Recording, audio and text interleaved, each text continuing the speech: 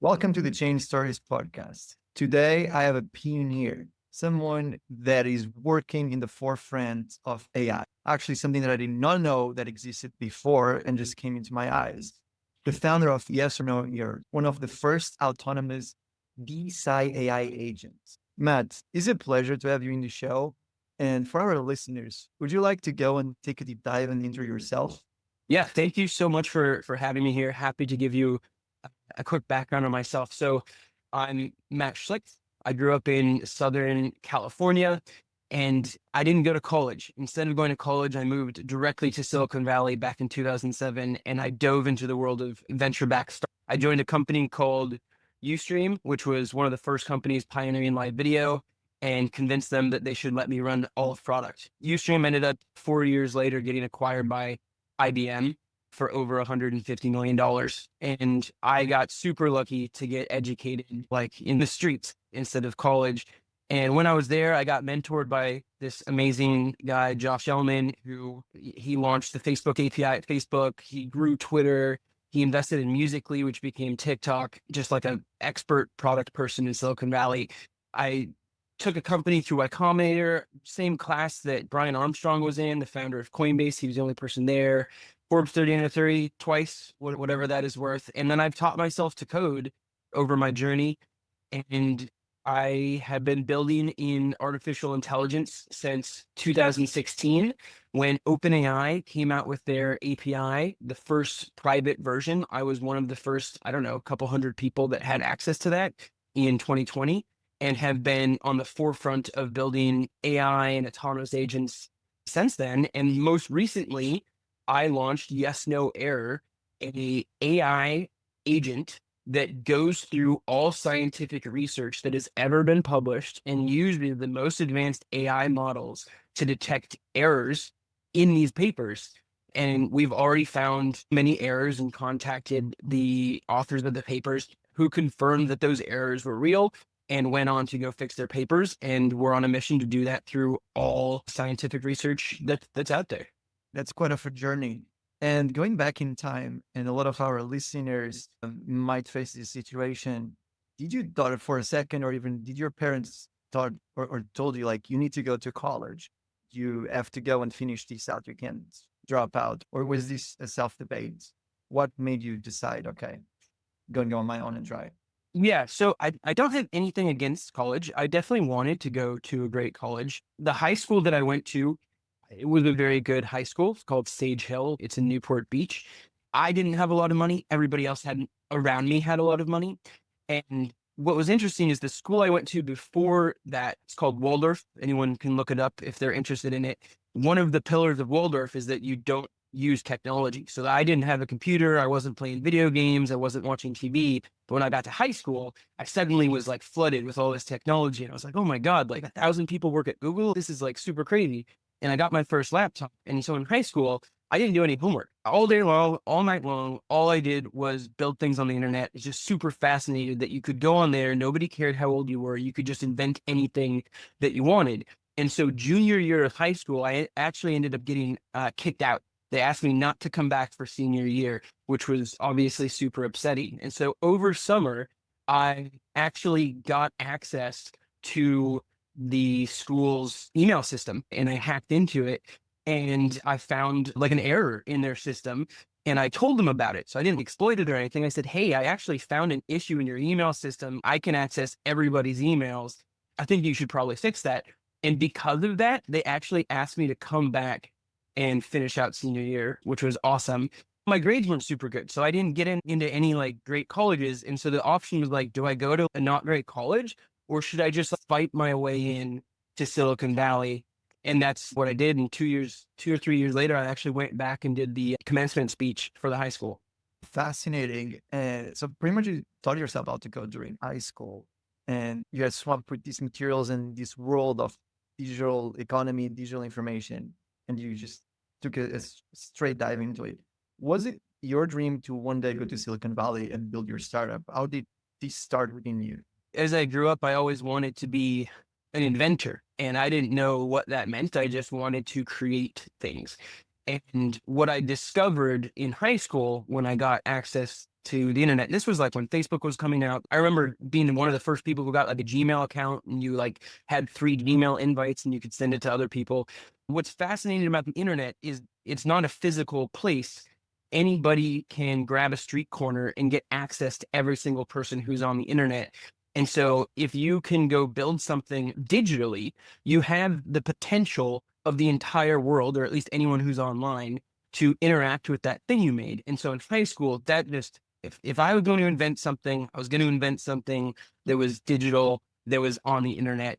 And ever since then, yeah, my dream became, I'm going to go to Silicon Valley. And so the moment I graduated high school, I got a job, I worked my way in there, started as an intern, moved up to business development, and then moved up to leading all of product. And yeah, that was the dream. And then ever since then, I've just been working with people inside of Silicon Valley, working with investors, and just staying on the forefront of technology. At first, it was live streaming video, then it was social networks, and then it was crypto for a little bit. And then for the longest time now, it's been artificial intelligence, which is like the most transformative technology that probably will ever exist. Yeah, absolutely. We get asked this question a lot of times about founders from all over the world that we invest or speak with. Is should I move to Silicon Valley? And Matt, do you see Silicon Valley as a place still today that a founder that's working on AI and tech that they really must be there is the center of action? Otherwise, they're going to miss out and be left behind. I don't think it's required that you have to go to Silicon Valley in order to be successful. There's definitely examples of people who don't go to Silicon Valley and who become successful, but Silicon Valley is still the heart of technology. And if you are a young person and you want to throw yourself into this world completely, then I still would strongly recommend that you should go move to Silicon Valley for a period of time, because when you go outside and you walk down the streets, the people you bump into are the builders of technology. When you go to a party, the people there are the builders of the technology. When you get coffee, the people next to you are the builders of technology. And you're going to meet other people who are young like you, who have their whole careers ahead of them. And what's going to happen is you're going to build these really strong relationships. And like, this is a very long game. You're not just playing this for the first day or the first year, the first 5 years. This is something where the relationships you build, you can be working together with people for many decades. And so if you meet people who are also young when you're young and you build this really tight relationship, then later, when maybe you're both not in Silicon Valley, you can be working together still. And they have built their career and you've built your career. So if you are thinking of being in tech and you have the means to move to Silicon Valley, you 100% should do it for some period of time. Yeah, I think that makes a lot of sense. And going back to the time when you're there working as a BD for in this first job, how was the transition into Y Combinator? Was back in 2012? Was something that you told yourself, okay, I need to go build my company? You had applied before. Y Combinator is basically, for everyone who doesn't know, is the #1 startup incubator in the entire world. It's based in Silicon Valley. And this is where some of the most incredible companies in the world have came from: Airbnb, Twitch, Instacart, Coinbase, Stripe. All of these companies were actually started very young and funded by Y Combinator. And they were helped in the very beginnings by the Y Combinator community. And if you are a startup founder, you're an aspiring startup founder, one of the greatest investors that you can get is Y Combinator. It's basically this 3-month program to give you like very intensive like relationships and training and suggestions. And the whole goal there is build really quickly, find product market fit, go out and succeed. And it culminates at the end with something called Demo Day, where you and everybody else present to basically all the who's who of investors in the world who are looking to invest in the next big thing. And so after I was at my first job at Ustream, I went and was lucky enough to get in after applying like 3 times into Y Combinator. And I took a company through Y Combinator in 2012. The company didn't end up succeeding, but we built an incredibly viral product called TrackSpy, where celebrities could take advantage of social networks and viral loops to launch content at a very large scale. So any rapper at the time you could think of worked with us, like Lil Wayne, Drake, like all these people were the people we were working with. We just didn't make any money at all. And my Y Combinator class was actually a very unique one. Instacart, which is a massive company now, was in my Y Combinator class, just like a handful of people. Brian Armstrong, the founder of Coinbase, was in my Y Combinator class, and he was the only person who worked at Coinbase. It was just Brian. And so Bitcoin was still very early. Like Mt. Gox was still around. I think like the hack happened around then or like right after then. So it was a very fascinating time. So if you have the chance and you have an idea you think is special, I would definitely recommend applying to Y Combinator. It's an incredible place. Awesome. And going back to that moment when you had Brian Armstrong in the same class, do you remember what were the comments or the sentiment of people towards crypto? And even yourself, what do you thought about crypto, or what is this guy out there building a Bitcoin exchange? What do we even need this for? It was very early. I think I bought my first Bitcoin in 2011 and I bought it on Mt. Gox. I ended up losing all of it in the hack that happened. So in 2012, I forget what the price of Bitcoin was. It was very low. Brian gave everybody in the class one. He said, if you sign up for Coinbase, I'll give you a Bitcoin. And the sentiment was that not everybody, most people didn't even sign up because it was just this like ridiculous thing. And a Bitcoin also wasn't worth very much and people were confused. And to give you also another comparison, when we went out to go fundraise at the end, you have Brian Armstrong saying, hi, you have Mt. Gox, Wild West of crypto. I'm going to go super legit and build like the full legit version of Mt. Gox is like basically what he was saying. And he's, we take transaction percentages and like business model and there's a whole movement. Then you have me. I say, hi, I'm building viral products to help rappers launch music and we make no money. My company in the beginning raised more money than Brian raised with Coinbase. And so that's just another example of like how people didn't understand. Like it's so hard to be an investor. They didn't understand.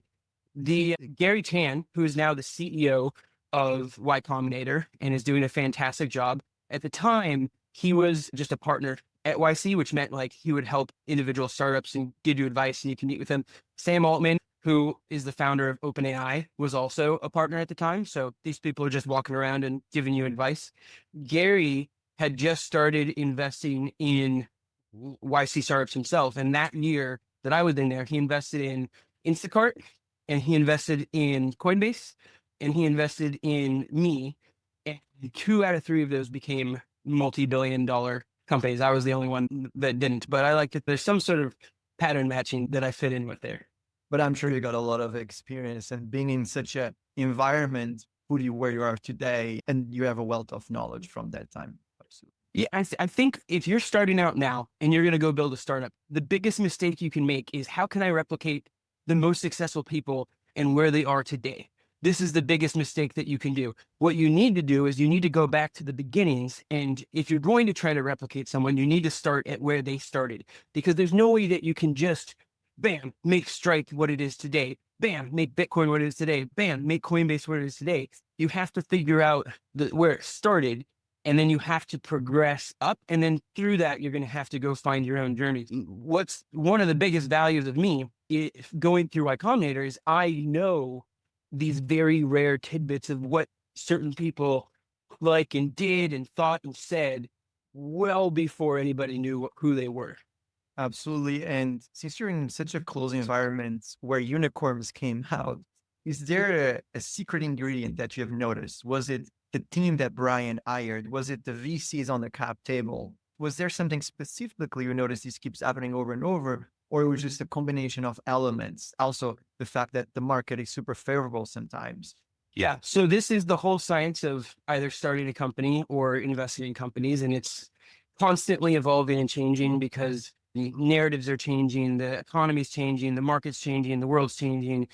And so I think one side of it that is clear is you need to have something that can impact a large number of people, and that when you have it, even in a not perfect version, there are people out there who will just truly love it. Even if it's not perfect, they will just truly love it. You don't want 10,000 people who slightly care about something. If you can even have 100 people who really care about something, like your customers, that's where you want to start, right? Because then you can grow from there. You need to be doing something where your potential customers or your user base are super crazy passionate about it. This is like the most important thing to them. So that's one thing. The other thing is if you can somehow recognize a large movement that with a group of people is like the number one thing they care about. But if you went and talked to most normal people, they have no idea what you're talking about. That is like a very unique opportunity where maybe you can be the one to shepherd and formalize this thing that this group of people really care about, and you can bring to the masses, right? Brian Armstrong saw something interesting is happening with crypto. The underlying concept of a trustless system that can power lots of different things, money being one of them, but lots of other use cases. No matter if people are making money on it or not, he saw that enough people cared about this. They cared about it really passionately. And if this got big, it would not get Dora big. It would be like the biggest thing, right? He also had previously worked at Airbnb. He was a developer. He could code things. So he was also very smart. So if you take those two things, experience and ability to execute, and he knew what Airbnb looked like as it got big. And then he had also found an interesting pocket of passionate people where if they were right, they would be really right. And he merged these two things. And then there's a huge element of luck there, right? Like just because he did those two things doesn't mean that he would have done them right. Doesn't mean that that's actually how the world would play out. Probably if you ask Brian today, is Bitcoin anywhere near as big as you think it will be? He would say, no, it's super small compared to how big I think it would be. Ability to execute, group of people who care about something. If that something can get really big, it's going to be really ginormous. And then a good amount of luck. Absolutely. I think that makes a lot of sense, especially with crypto. He was on the vanguard. He was the first pioneer and there was no roads, but there was a lot that could be wild. And I also noticed that myself being in this space for 10 plus years that everyone out there thinks I was crazy when speaking about this. People still think you're crazy. Probably you go talk to most people right now about crypto and they still think you're crazy. So I think that's a great sign to continue in this road. As they say, if you're here, you're early. Absolutely. And Matt, going back to your story, so you went to the Y Combinator, then going into 2016, you mentioned you were one of the first people to use OpenAI's API. How did you came into AI? What was the sentiment at the time? Especially this was probably one of the first versions, if not the first version of OpenAI release. I'm sure it was not this robust and probably the system would hallucinate a lot when you're giving them a prompt. And what drew you into it? Actually, a little bit before that, in 2014, I made a little experiment called ZapChain, which was, I thought it'd be fun to make a social network where instead of upvoting each other, you gave people tiny amounts of Bitcoin. And this was before ICOs happened. I think if we were a little bit later, we could have done an ICO and that would have been an incredible way to monetize and build that. But I got all the who's who. Anyone who was anyone at the time on crypto was using ZapChain. Vitalik did an AMA on ZapChain before he launched Ethereum to promote the launch of Ethereum with the people who were on there. So it was pretty crazy. 2016, I saw that you could start to build chatbots on places like Facebook Messenger and other platforms, and AI was getting better and better. Nowhere near where it was today. We did not even have large language models. So all of the experiences people are used to today with ChatGPT, that didn't exist at all. It was way more basic. But it was very clear that this is where the world was going. You were going to get to a place where you could just talk to an AI and an AI would be able to do most anything and everything that a person could, and maybe eventually even better. So in 2016, I started a company called Octane AI where you could create a chatbot and you could use very basic AI with that. And that company right now is profitable, makes millions of dollars a year, has over 3,000 customers. We found a niche specifically in helping e-commerce brands use AI to help their customers figure out what products they should buy. But because I've been on the forefront with this team building AI products, when OpenAI came out with their first beta for the OpenAI API, this was like late 2020, I was lucky enough to get an email from them to be invited to, I think, like the first couple hundred people who had access to this incredible GPT technology. And back then, when you use, this is like the technology that became ChatGPT, it couldn't even do poetry. You would say, hey, can you make a poem? Can you make something rhyme? It like wasn't even good enough to do that. It was very bad compared to where it is today. It was magic. It could do incredible things. And so ever since then, every single day I've coded with LLMs. I've coded with OpenAI's API. I've coded with Google's and Anthropic and Llama, and most recently DeepSeek, because it's just like having magic in your hands. If crypto is like this thing that you can trust and it's a ledger and you can have all sorts of use cases for that, which is super important. What's fascinating about AI is its intelligence as a resource that you can program, and it's just exponentially getting better and better. So I started building games with it. I started building chatbots with it. I started exploring different techniques like RAG, where there's this concept of giving, they're called embedding vectors, where you can take a chunk of text and you can basically give it an address in a like 1,000+ multi-dimensional space. And then you can use that to find like correlations between different text. And you can use that to power chatbots. Anyone who's interested in building an AI, look up RAG. And it's a very basic once you start building with it. Yeah, I've been building with this technology since you could. And 2023, one of the interesting things that I saw was this rise of autonomous agents. And I saw people building Auto GPT, which now is like top 10 most starred GitHub repo, like 170,000 stars. Baby AGI, I think it has 20, 30,000 stars. And people were experimenting with, what if instead of you telling the AI what to do, what if you had the AI tell the AI what to do, and it could do that in a loop? And you could start to build AIs that were autonomous and just kept coming up with a to-do list, and they would do the to-do list, and then they would keep going.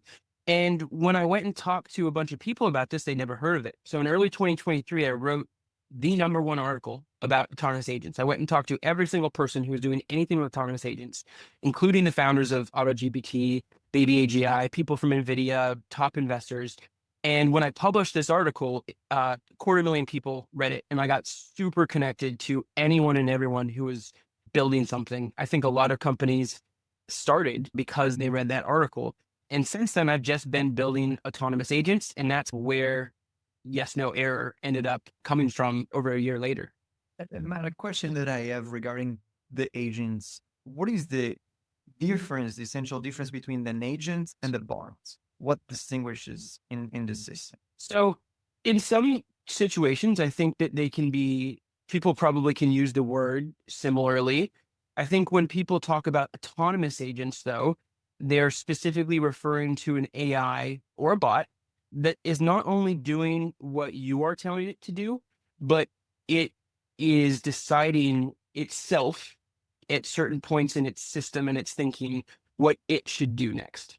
If you ask ChatGPT a question, you're giving it a very direct ask, and it's just going to come back with one answer. So that's not really an autonomous agent. You ask it something and it gives it back, and then the thing stops there. Whereas an autonomous agent might be like, hey, can you go analyze the most interesting science of the day? And so then maybe the first thing the agent says is, okay, I'm supposed to go figure out what the most interesting science of the day is. So what is the first thing I should probably do? Maybe the first thing I should probably do is I should probably go Google like different science topics. Then it goes and Googles it. Then it pulls back results. And it says, you know what, are these results I got good enough? Or do I need to come up with even better results? Maybe I need to come up with even better results. Then it generates a list of new searches it needs to do. Then it goes out and it does those searches. And then it pulls back those results. It says, okay, is the science actually in the content I just pulled back? Or do I need to go look inside of the documents to find out? Maybe it links to a PDF somewhere, maybe it links somewhere else. And then it keeps going in this loop where it has an objective and it's autonomously deciding what the next steps are to go figure out how to achieve that objective. And AI is getting better and better because at first you could just interact with what the LLM knew itself, which was it's trained on all this public knowledge. So if you ask it a question, it knows the answer within its own like trained memory. But now they can search the internet. Most recently, OpenAI talked about operators, where now it can use a browser to go browse web pages. There's other platforms where they're building in APIs where you can actually have the AI go like contact like a human and then wait for a response from the human. You can have an AI call people. You can have an AI email people. At some point, the AI will be able to be in the physical realm with autonomous robots. I think that's like the difference between a bot. It's like, are you getting one simple answer back, or is it thinking constantly and going off to do different things you might not necessarily have told it to do to come back with that final result? I really like the analogy that you said about how it's almost like magic, right? You feel like what we're creating here in some ways are frameworks, but we're essentially molding responses to be structured and to create sense out of what the AI is like spitting out, and then giving it limbs, giving it voices, giving it the ability to act on its own and to take on these roles alongside people, which I think is really cool. Tying it to yes, no error, how would you describe yes, no error, and what role will it play in advancing scientific research? Yes, No Error was started as an accident. I saw this rise of AI plus crypto, and I found that super interesting. The idea of tokenizing agents, there's something very fascinating about tokenizing agents.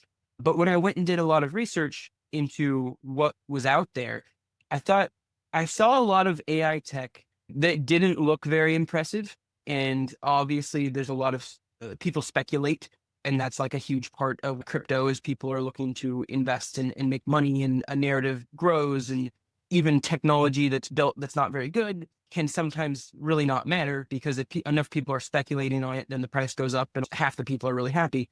I don't think that's doing justice to what is possible with tokenizing an agent, combining AI with crypto. And so the simple beginning of Yes No Error was I just thought that the space deserved an example of something that was actually a really virtuous, good use case of combining AI plus crypto and like tokenizing the AI. And the way that I discovered the idea is I was scrolling through X and I saw this conversation with Mark Andreessen and the founder, one of the founders of Andreessen Horowitz, one of the greatest VCs out there, and Ethan Mollick, who's like a top leading AI expert. And what they were talking about was super interesting. That in October of 2024, there was this research paper, peer reviewed, that got a tremendous amount of press. All major media outlets covered it. That basically said that black cooking utensils were extremely toxic, and that people have missed this. And it's so toxic that it's making you sick. You need to go throw away your black spatulas, all of your black cooking utensils. You need to go in the kitchen and throw them away. So this was on TV, all major press. If you go Google black cooking utensils toxic, you'll go find like a ton of results. 2 months later, in December of 2024, so very recently, it turned out people found out that this research paper that was peer reviewed, covered everywhere, actually had a mathematical error in it. The amount of toxicity was accidentally, maybe, multiplied by 10. And so actually, it turns out they're not toxic at all, like not toxic enough to matter. And you don't need to throw these away. And the discussion between Ethan Mollick and Mark Andreessen was they had discovered that if you pass this paper over to OpenAI's O1 model and you simply say, are there any errors in this paper? 30 seconds, basically instantly, it says, yes, one of these numbers is multiplied by 10. There's an error here. And they thought, what if you went and replicated this? If AI is good enough now to catch these errors that weren't caught, what if you went and did this with 1,000 papers? And so I saw this, I said, look, I can totally build this. And why stop at 1,000? There's over 90 million research papers ever published. Why don't I build a prototype that will just start going through these papers and using more advanced techniques than simply asking, is there an error? And let's go find out what's going on. And I thought it's going to cost money to pay the AI to go process this. And no business would ever create this product, because how are they making money from it? And if I create a token, then the token can almost act as a prediction market for if people believe that this type of AI auditing agent should exist. And so that was the thought. So within 24 hours, I built this. Next day, I said, okay, I think it's ready. I posted it, I launched a token, and it just immediately went crazy. I thought that this would be something that I could write about in an article. I could go tell people, hey, like, something really interesting happening with AI plus crypto. But it was like day one, $150 million worth of volume, like over 9,000 followers right away, millions of views on X. And I had this, anyone out there who is an aspiring entrepreneur, you may hear this story and you may think, wow, Matt was like just jumping up for joy when this happened. Like, I was very excited, but this is a large volume of activity that is happening that you need to compress and analyze and calm yourself. And what I did when this happened is I thought, you know what? We have lightning in a bottle. This is a very good idea. It's very virtuous. We should go find all the papers. We should go audit them. And probably you don't even have to just stop at science. You could do so much more here. And so I decided very quickly, very thoughtfully, that I was going to go all in on this. And my co-founder at Octane AI, Ben Parr, who I've also known for decades and has been with me since the beginning. He used to be the co-editor of Mashable. He wrote a best-selling book on marketing. He's extreme, he interviewed Mark Zuckerberg and Steve Jobs and all these incredible people. We decided let's go all in on this, and that's what we've been doing ever since then. And right now, I think we're about a little over 30 days into it. Wow, yeah. Yeah, that is very cool. It's crazy how some things can just take off like right away, but many years in the making, right? It's a similar story with a lot of these AI projects. What we've seen is that some of these overnight successes, like everything with AI 16Z, everything with virtuals, they've been working on this for a long time. And it's not until now that we have the right timing in the market where you can tokenize these agents that people are really starting to pay attention. One thing is, how do you guys deal with, say, minimizing the hallucinations and not getting false positives where it's saying there's an error where maybe there actually isn't an error? This is something that the first version of Yes No Error simply pulled the most recent research papers from Arxiv, which is an incredible source of new papers. Like DeepSeek's newest paper was published on Arxiv, and it checked it for mathematical errors and a couple other things. And that system, even though that was V1, it's already processed almost 10,000 papers. Over 100 papers had mathematical errors in them. And I think one of the thoughts when you look at that is, okay, sure, it found over 100 papers with mathematical errors, but is it true? Are those errors actually errors, or is it just saying they're errors? And so what I did is on Arxiv, you can actually go pull up the author's email address. You have to just go type in a little captcha and it gives you their email address. And I thought, why don't I just go do that for the 100 papers and then contact them and say, hey, I made this AI agent. It's auditing, papers. I audited yours. It said it found an error. I just want to double check if that's accurate. And of course, not everybody got back to me because that's just how email works. But 90% of people got back to me, and almost every single one of them was very thankful and said that, yes, in fact, there was an error there, and they acknowledged it. There was one situation where someone had written a paper, and they'd actually written a paper about another paper that had an error in it. So their whole paper was actually built on the premise that another paper had an error. And so the AI did have a false positive where it saw that mathematical error in their paper because it was there, but incorrectly flagged their paper as being wrong. So then I had to go tell the AI, yo, you really got to double check. Is it talking about a math error in something else, or is it talking about a math error in this paper? So that was like V1 of the system. The V2 of the system that we've been building out is there's multiple places that you can go pull research papers from. Arxiv is only one of them. There's a lot of places that you pull different types of papers from. So we've been building out a system where we can index papers from multiple different sources, and we're continuously adding new sources into them.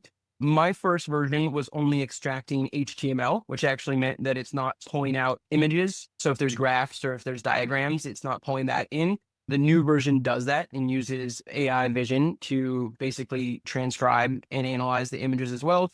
And then the new version also has a much better approach to extracting mathematical formulas to make sure that we keep consistency. So in the first version, the 100 errors we found are real, but maybe there were a couple more errors that we actually didn't catch. The other part of the new system is instead of just throwing the most advanced model at everything, which is the most costly model, we've been experimenting with using cheaper models to do like pre-analysis to flag anything that might have an error. And then you can rerun that with the more expensive models. And we also announced a partnership with Brian Armstrong's company, Research Hub, where they have a huge group of peer reviewers. They're basically disrupting the peer review industry, where they're making it really accessible for anyone to get peer reviewed by a human. We're making it possible to be peer reviewed by an AI. They're making it possible to be peer reviewed by a human.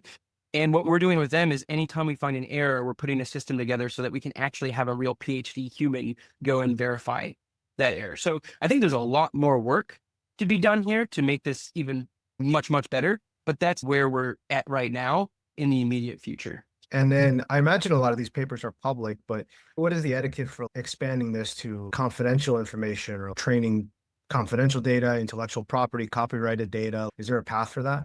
So we're starting with public research, and I think it's important to just do a really good job with that. So if V1, we went through almost 10,000 papers with the prototype version, V2 is going to allow us to go through millions of papers.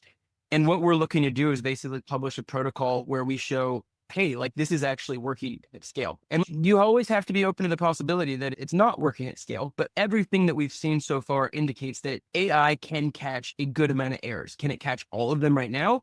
I don't know. but it can catch a lot. Like 1%, I think, is like a pretty high percentage of papers that have errors in it. So the next version that we're doing is, let's go through 100,000, let's go through 1 million public research papers, and then let's publish our findings from that, and maybe we even make it where you can go replicate it, right? This needs to be very trustworthy. If this is working at that scale, like, it's very important for us that we are showing you exactly what we did and how we did it and what can happen. And our goal isn't to go out and say gotcha to all these like scientists who are trying to move science forward. I think it makes a lot of sense that we come out with something where, when you're writing your research paper, or if you're like a news publication, you're going to go publish, the Black Spatula paper first, probably run it through Yes No Error and make sure everything's looking good. And let's actually accelerate science by catching errors before they're out there and they're causing a problem. Now, to your question, what do we do with private data, and how do we handle that? We don't have a solution built for it yet, but a couple interesting things. So we've had a major health company that I posted on X about reach out, like a $15 billion healthcare company, where they're interested in using this internally to audit their medical papers and their internal research and their internal documents.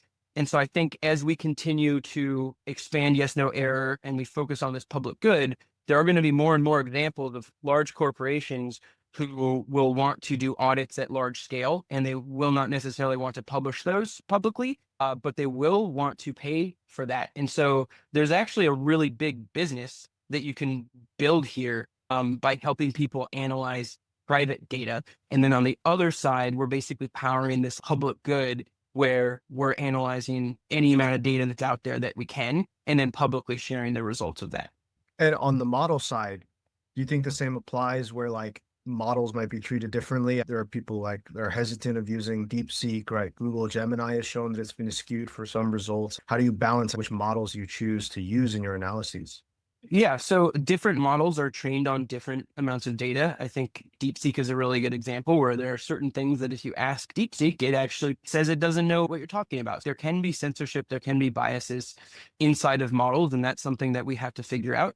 I think math can be a good starting point because it's more accurate to be able to verify that with human, whether math is true or false. With us, we started with O1, but what we've been experimenting with is there can be benefits of running the same paper through multiple models. It's almost like if you treated each AI model as like a different peer reviewer, almost. And so you can, the same way that if you had a paper and you wanted it to be peer reviewed by humans, you would go reach out to different humans who they also have different agendas and different biases and different backgrounds and different education. You can almost think of AI models in a very similar sense. And so that's something that we're looking into. And so you would be running it multiple times on the same paper, cross-referencing the results, maybe creating like a confidence interval to create like a holistic report and analysis, right? It's not just like a binary, there are these issues or there are not. Yeah, I think you definitely have to include what models you used when you did it. And if models disagree on certain things, when we come out with a tool that maybe anybody can just like use and you can upload whatever document you want or put in a URL, maybe we allow you to choose which model you want to run it with. Maybe we let you run it with multiple models at the same time. And then there's some sort of like synthesized report based on what all the models say. I think it's very important to be as transparent as possible about all of this. And now that the token is live and that the project is running, what role does the token play in the current ecosystem? We've retroactively been putting together a utility-based plan for the token. The things that I think make the most amount of sense that we're looking to build is, one, using the token to have Yes No Error process a specific paper. That's something that makes a lot of sense. The other one that I'm very excited about the idea of tokens being prediction markets. And it's just a really great way for people to put their money where their mouth is, decide where they want things to focus. And if we're going to go process 90 million, 100 million papers, the big question becomes not whether we're going to go process them or not. We're definitely going to go process them. The big question becomes, what order do you process them in? And so I think a very interesting use of the YNE token is if you had a large list of potential topics that Yes No Error could be prioritizing. So maybe microplastics, maybe long COVID, maybe longevity, maybe brain tumors or specific drug or DeepSeek even. And then you could allow people to use the token to vote almost on where yes, no error should prioritize its efforts on. The thing that I really love about yes, no error is no business would ever make this. And I think that you could have a lot of agents that have a token where it just doesn't really make sense. But yes, no error uniquely does make a lot of sense because it is a public good. And so if a lot of people decide that they want to go research mRNA or microplastics or whatever, Y&E gives them the ability to point like the massive amount of AI resources in that direction. And I think that's very fascinating. Do you think anything there could be done with this idea of prediction markets? Because people always come back to speculation or gamification, tokenization, betting on certain conclusions to be true or not based off of the papers. Like, hey, I bet that the black spatulas are actually bad. And then maybe it gets propped up by this is the results of the, or even just like a specific paper. I feel like there's an error in this paper. As I peer reviewed it myself, I'm willing to bet that there's actually an issue. And so the agent should also take a look at it. And then also the idea of expanding this out, like offering this as like an oracle or as like a feed of data for like other services to be built on this, which is similar to what people are doing now with like election results, with sports betting, right? Like creating this as a data source, or even just having some kind of API, people can access this as a data feed and then plug it into their own agents. I think that's very interesting. I think what you have to make sure of is that the prediction market doesn't impact the result of the predictions, right? So that's like the thing you have to make sure is really important there. But I think you can have an agent that does something that's good for the world, and it is open to work on a number of different topics. And then I think on the other side, you can have people who are interested in speculating, and depending on what they believe to be true, they could choose what they want to speculate on the agent working on or discovering. And on the one hand, now you have a public good that's being powered and being pointed in different places, and that's just good. There's no way to say that's not good. That's just good. And then on the other side, you have people who are actually benefiting potentially from that speculation. And I think like in an open market and combined with the public good and in an area where a business would never make something that's just going off to audit all of science, this creates like a very interesting new dynamic between token holders and between an AI that costs money to run. So I definitely could see something like that happening. And the way that we've been building the system, we haven't really talked about this much, but the way we've been building the new system, not my prototype, is everything is built on top of our own APIs that we've been producing. So the front end for Yes No Error will be built on our own APIs, and we could decide in the future to open those up because we actually designed the system like that. And then I guess this goes into third-party developers. Is this a project that people can join? Is it a GitHub repo that developers can contribute to, or through the community get involved in like spreading awareness? Is like, how do you guys grow this project? How do people get involved with it? So right now we don't have a public GitHub repo. The biggest reason for that is my first version was a pretty hacked together prototype, and I wouldn't want to subject anyone to that GitHub repo. And then the second part is that we're not done building V2. I don't think it's off the table by any means. We're basically building an AI agent framework that can check things for truth and validity. And we are applying that to science research specifically. And what's most important to myself and to my co-founder, Ben Parr, is we need to do a really good job with that first. We don't want to spread ourselves thin. There's always a lot of things that you can go do, but we're really here to audit science. We got to stay true to that. We got to build something that's really great. So that's what we're focused on. After we do that, there are a couple interesting things that we could do. We could open source this. We could make APIs available. We could start to look into maybe analyzing more than just science research, but we got to do a great job at this first. Yeah, so I really like what you're doing, and I really see the parallels to something like, say, Polymarket, where you arrive at this consensus of what people actually think is going to happen, and that data is so valuable that it even ends up now on Bloomberg terminals. And approaching this from a scientific view, it's interesting because science, maybe you can't analyze enough papers to say that something is definitively true, but you can collect enough data that you can say something is not true, which is how most science is done, right? Like you can only disprove, you can't prove anything. So that is really cool because that's aligned here. And then if you guys keep working on this, you'll eventually have all this data set of falsities or things that you can then use that to derive truth and like predictions from that. So I think that's really cool. And the other thing that's interesting is that you have Yes No Error go read 1 million papers. Let's say 1% of them have errors in them. And so one part of the truth is saying, hey, the truth is that 1% of these have errors and they have different varying amounts of impact.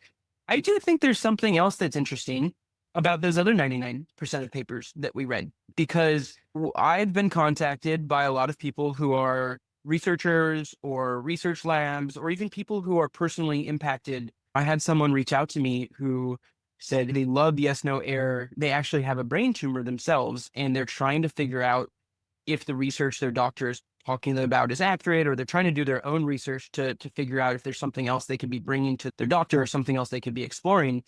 And whether it's an individual or an actual like research department, if you say there's 50,000 articles that have been written on the topic you're looking into, go read them all.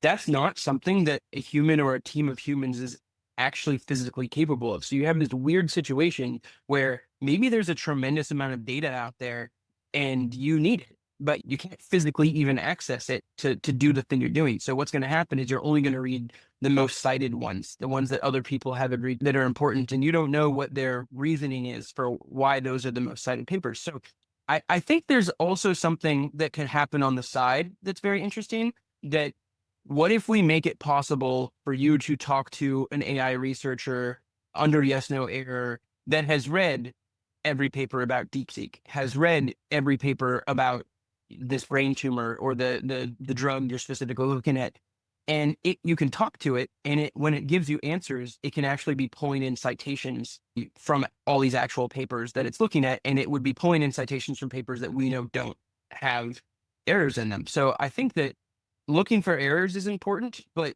at the high level, democratizing truth, whatever that is also super important. Yeah, at that point, you definitely got to have the hallucinations down. Like, you got to be able to click on the sentence that it says, and it's got to expand to like, here's. Yeah, that's what I'm imagining, is which we 100% can do that. We're building a system right now. We are going to come out with something like that, and basically you'll be able to give it a topic, ask it a question, give an answer, and it will say citations for every single thing it says, and you'll be able to click that and actually go see the real paper that citation is being pulled from. And I'm interested to see how people use that. And is this something that you think will get adopted by the scientific community formally, like inside of journals and magazines, or where does this exist in the scientific community? You said the researchers said, thank you for finding these errors. That's great. What about the greater scientific community? Are they still being dismissive of this, or they're going to be all using this? So we're doing like a bottoms up approach on the individual researchers and students. So that's one approach.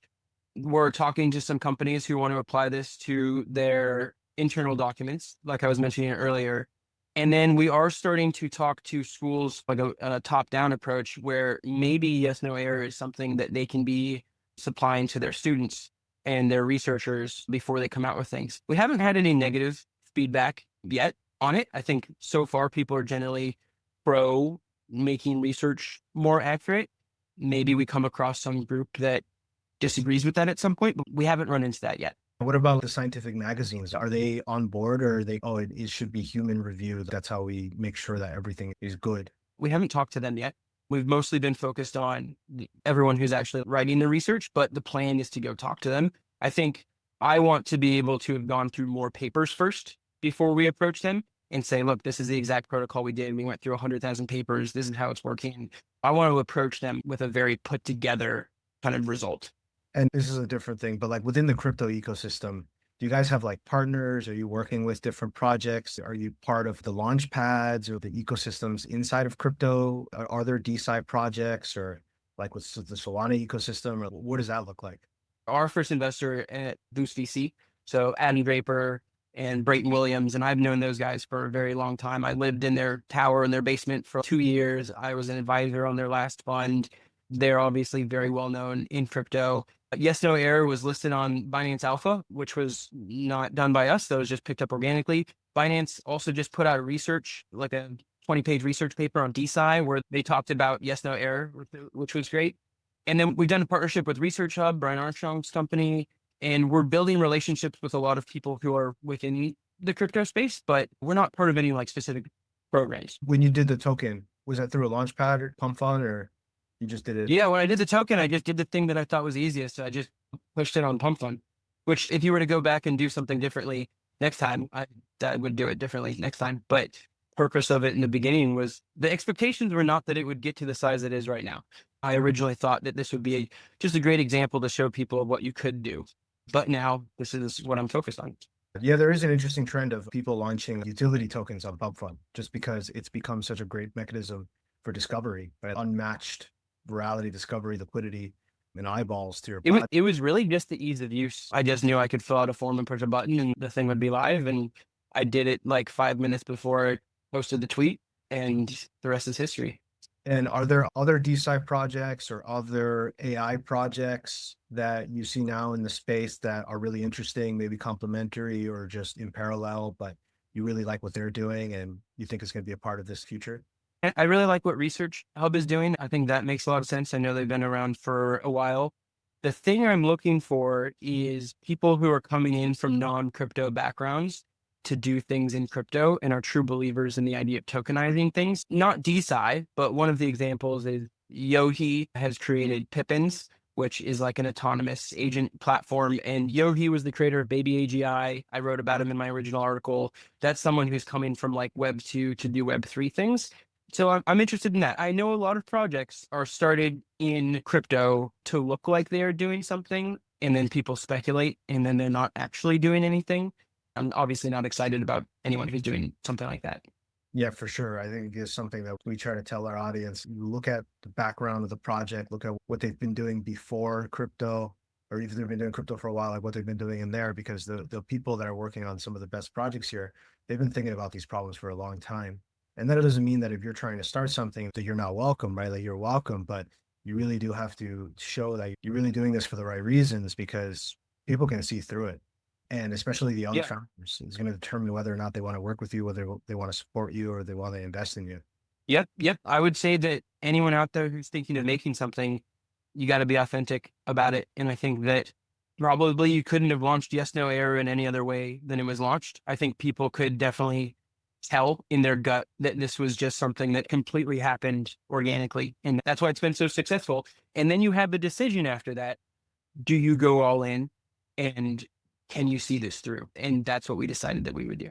And so I think commitment and conviction on top of authenticity is a very powerful combo. Amazing. And Matt, do you think the scientific community and humanity is ready for what this Pandora box that you just opened might uncover? There's been a lot of mistakes in research papers that led to impacting millions of people's lives. Do you think now, as you're feeding an AI model out of these scientific research papers, a lot of errors could start coming out and humanity is going to look back and like, oh, wow, this is huge? Yeah, I think the greatest thing about DeSci and blockchain in general is you can't stop it. So it doesn't matter if you're ready, things happen.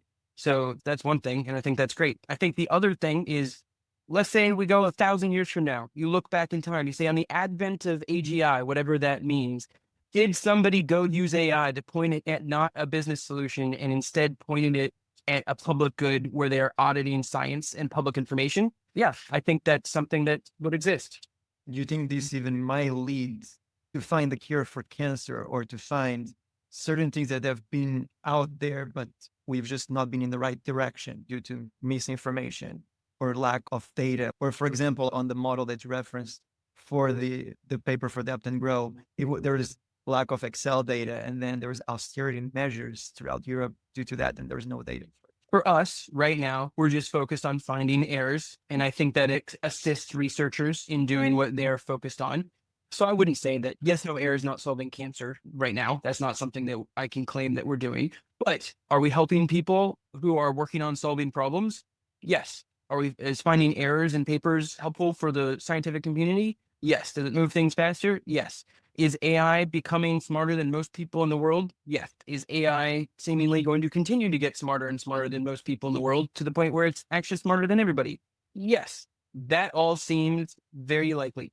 Now, in order to solve some of these larger problems, it's likely that AI will need to start being able to create simulations so that it can actually run scientific experiments in like simulated environments. Do I think that's going to be possible at some point? Yeah. So when do we solve cancer? I don't know. But is AI definitely the thing that will help us do that if we ever do that?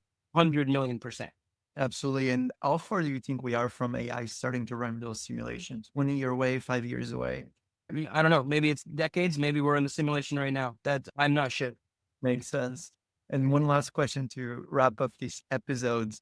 If you could travel back in time to the time when you started in 2016 working with AI, is there anything that you tell that version of yourself? Spend more time coding. There's nothing more important than learning to code. I think a lot of people can say, don't go into CS, don't learn to code because AI has gotten so big, but there's nothing more important than being able to build. And people who learn to code and learn to build are going to be the people who create, and they're going to be able to do it a million times better because of AI, and it's not going to cancel them out. Makes a lot of sense. And Matt, where can our listeners find out more information about yourself and what you're building and staying connected? So if you want to follow me, go to x.com/MattPRD. And if you want to learn more about Yes No Error, go to YesNoError.com. We'd love to have you involved. Awesome. It was a pleasure. Thank you, guys. Thanks for tuning in to the Chain Stories podcast, where disruptors become trailblazers. Don't forget to subscribe to hear more inspiring stories from those who are pushing boundaries in digital assets.